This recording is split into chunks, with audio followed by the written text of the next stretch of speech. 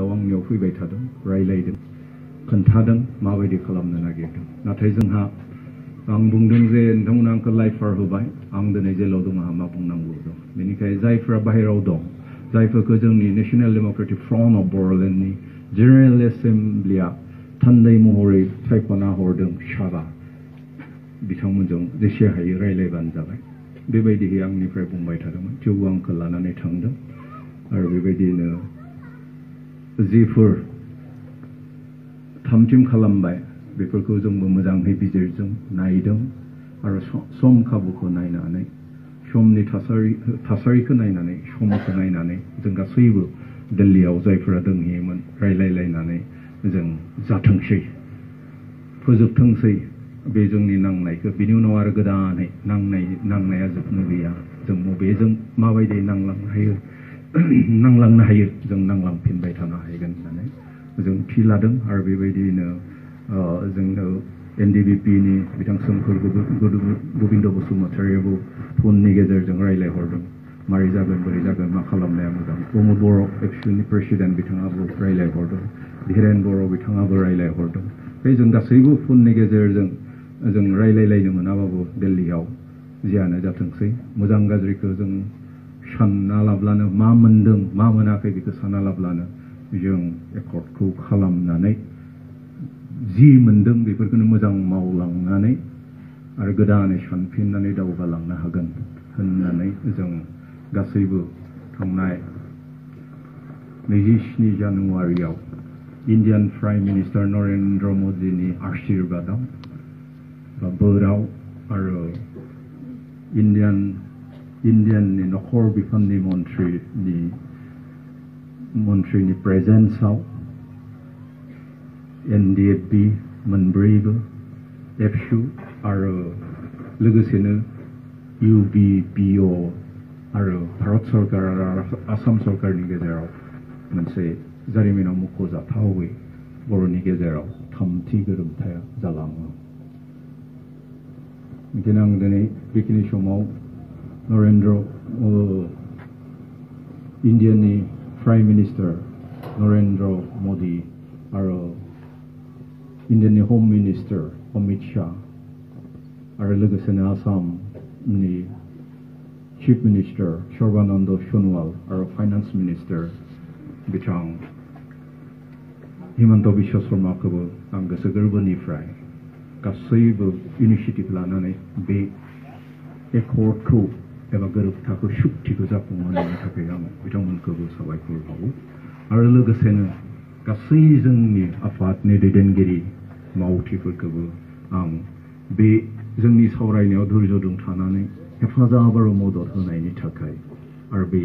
गोरोबथाखौ जाफुंहोनायनि थाखाय आं गोसो गोरबोनिफ्राय साबायखर बावबाय आरो लोगोसेनो नोंथांमोनखौबो जायफोरा जोंजों बे नांगौ समाव गसंफाबाय थाबाय आरो हेफाजाब मदद होबाय आरो बे गोरोबथा खालामनायसिम नोंथांमोना जोंजों थाफाबाय बेनि थाखायबो आं नोंथांमोनखौ गोसो गोरबोनिफ्राय साबायखर बावहरबाय दिनै आं फोथायदों जि सुक्ति जालांबाय बे सुक्तिया जोंनि बे हादाबसायाव ओनसोलाव आरो जोंनि हारिनि गेजेराव जोंनि गासै मानसिनि गेजेराव गोजोननायखौ लाबोगोन खौसेथिखौ लाबोगोन आरो दावगानायखौ लाबोगोन होननानै आं फोथायदों जों जि सुक्ति खालामदों बा गोरोबथा खालामदों बे गोरोबथाया जोंनि हा जोंनि मोन्थाय आरो जोंनि जि लुबैनाय आरो हास्थायनाय बेखौ रोखासिन खालामगोन बा रैखा खालामगोन फोथायदों बे एकर्डनि गासैबो लिरनायफोरखौ जुदि आसाम सरकार आरो सेन्ट्रेल गभर्नमेन्टआ जुदि रोखा रोखायै मावफुङोब्ला फोथायदों जोंनि बे बर'लेण्डआ जोंख्लाबगोन आरो जों दावगागोन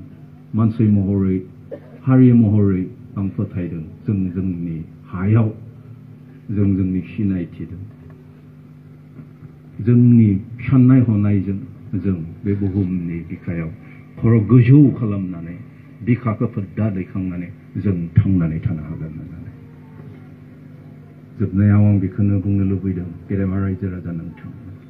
sovereignty मा बिलाय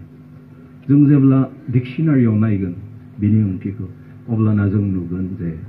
complete independence complete जायफ्रानो माने गासैबो बिथिंनिफ्राय उदां बेखौनो सर्वभौम बा sovereign होननानै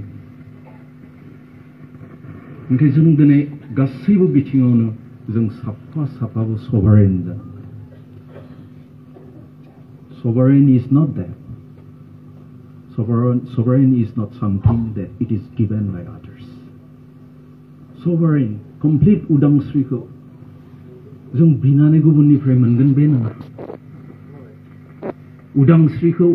जों गुबुननिफ्राय बिनानै मोनगोन बे नङा रावबो होआ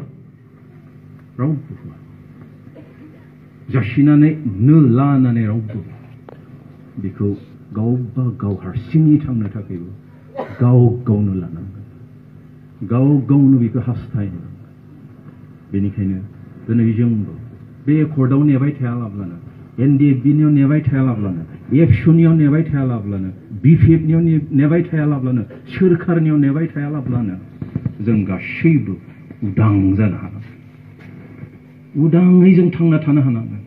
थामहिनबा जों जोंनि मेलेमजों जों थांना थानो जों खामानि मावनानै गासैबो बिथिङावनो जों दिनै उदां जानो हानांगोन सासे दिनै गथ'आबो गावनि बिमा बिफानिफ्राय उदाङै थांना थानो हानांगोन रांखावरिनि बिथिङाव बा गुबुन राजखान्थिनि बिथिङाव जों उदां थांनानै थानांगोन अब्लासो जों दिनै उदां होननानै बुंनो हागोन दिनै जों बुंनो हागौ India is a sovereign country India दिनै sovereign country किन्तु दिनै इन्डियानि मानसिफ्रा मोनजायाखै मोनलोङाखै इन्डियायावनो बयनिख्रुइ बारा गथ'फोर दङ दिनै मोनजायैनि हामख्रम बेगें नुजोबनाय पृथिबीनि गेजेराव लाख लाखनि नङा कौटि गथ'फोरा दिनै मोनजाया malnutrition biggest in the world सर्वभौम जानानै मा जायो जुदि बिसोर गथ'फोरा जुदि उदां थांना थानो हानायनि खुनु राहायानो गैया मोनजानायानो जुदि मोनजानो हाया दिनै जोंनि खेत्रआव जों बेनिखायनो दिनै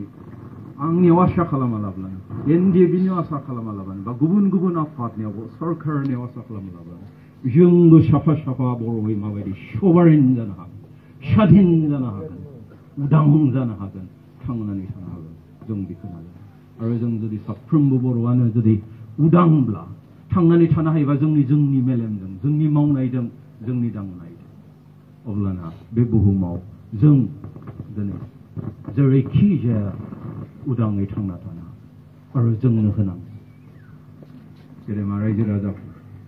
दिनै जों जि मोनदों जों दिनै हास्थायनानै गोहो बोलोजों आरो बेबायदिनो जों हास्थायो अब्लासो जों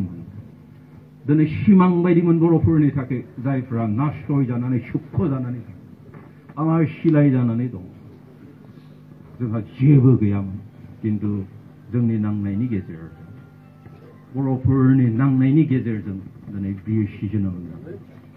बिनि उनाव दिनै BTC जोनोम जादों दिनै बिनि उनाव BTR जोनोम आरो बेबायदिनो जों जुदि नांलांबाय थायोब्ला दिनै बर'लेण्डआबो जोनोम जायो जों दिनै सिलायदों नङाब्लाबो जोंहा कनस्टिटिउसनेल राइट बिनो रुजुखावनो लानो मोननो थाखाय दिनै अरुणाचलफोरनो जुदि ओरैनो होदोंब्ला सासेबो थैयालाब्लानो होदोंब्ला गियालाब्लानो जुदि अरुणाचलखौ होदोंब्ला दिनै बर'लेण्डखौ होनो हायै मा दं मानो होनो हाया दिनै 4 लाख 5 लाख नागाफोरनो जुदि स्टेट होनो हादोंब्ला 4 लाख 5 लाख दिनै खासिफोरनो होनो हादोंबा दिनै गार'फोरनो होनो हादोंबा दिनै बर'फोरा 4,000 5,000 थैनानै मानो मोनगोन जोंबो नांलांबाय थायोब्लानो जों दिनै मोनगोन आरो बे नांलांनाया माब्लाबाबो जोबनो दिनै जों नाङै 60 बोसोर जाबोबाय 60 बोसोर जाबोबाय सासे मानसिखौ नोंथांमोना जेसां आसा खालामब्ला आं लुबैबाबो आं थांनानै थाबाय थानो गतिके दिनै जायफोरा उथिबोदों दिनै जायफोरा इयुननि जोलै बिसोरनो दिनै आरो नांगौ जोंनि दिनै गोदान मुगानि जि नांनायनि जारिमिन बेखौ नायोबा जों नुनो मोनगोन जे ब्रिटिशनि समाव माबायदियै जोंनि सिनायथिनि थाखाय जोंनि मानसिनि थाखाय कालिचरन गुरुमोना नाजानाय बिनि उनाव जों नुदों जे अल आसाम ट्राइबेल लिग खुलिनानै दिनैहाय जोंनि रुपनाथ ब्रह्ममोना भीमबर देउरि बिनि उनाव बिथांमोना थैखांजोबनानै आरो बिटिसि दानानै दिनै माबायदि उदयआव जोंनि समर ब्रह्म बिथांमोना सरन नार्जारिमोना बिनय एमएलए बिथांमोना माबायदि गोहो बोलो जों दिनै नाजादों बेफोरखौ नायोब्ला जों दिनै fourth generation of our struggle, of our existence. जों दिनै फोर्थ जेनेरेशन गतिके जों थैलांब्लाबो जोंनि फिफ्थ जेनेरेशना नांबावनांगोन जों जेबो मोनाखै फिफ्थ जेनेरेशना थैलांजोबोबा नाङै आरो बिबावनांगोन सिक्स जेनेरेशन ओंखायनो नांनाया दिनै जोबनो गैया गासैबो बुहुमनि जारिमिनखौ जों नायोब्ला जों बे नांनायनि गेजेरजों जि नांगौ मानसिया दिनै नांनायाव जोबनो गैया बेनिखायनो जोब्बाय होननानै बे एकर्डनि गेजेरजों नोंथांमोना जोंनि मावथिफ्रा माब्लाबाबो जोब्बाय होननानै मिनि खुसि जानो आरोबाव गोदान जों जिखौ मोनाखै बेखौ मोननो थाखाय जों दिनै नांबावनांगोन दिनै जों गोहो बोलोजों नांनानै मोनिखौबो जों दिनै बेयाव दिनै गोबाङा हेंथा जानाय आं सानो परेश बरुवाया दाखालि बुंहरनायानो थिग बर'সকলে যি পাইছে বলৰ কাৰণে পাইছে বড়োসকলে যি অধিকাৰ পাইছে যিটো মানে বড়োসকলৰ শক্তি আৰু বলৰ কাৰণে जोंनि शक्तिनि थाखाय जोंनि खौसेथिनि थाखाय नोंथांमोना जिबायदि दुखु खस्थ' लादों जिबायदि नोंथांमोना हेफाजाब मदद होदों बेनि थाखायनो जों दिनै आरो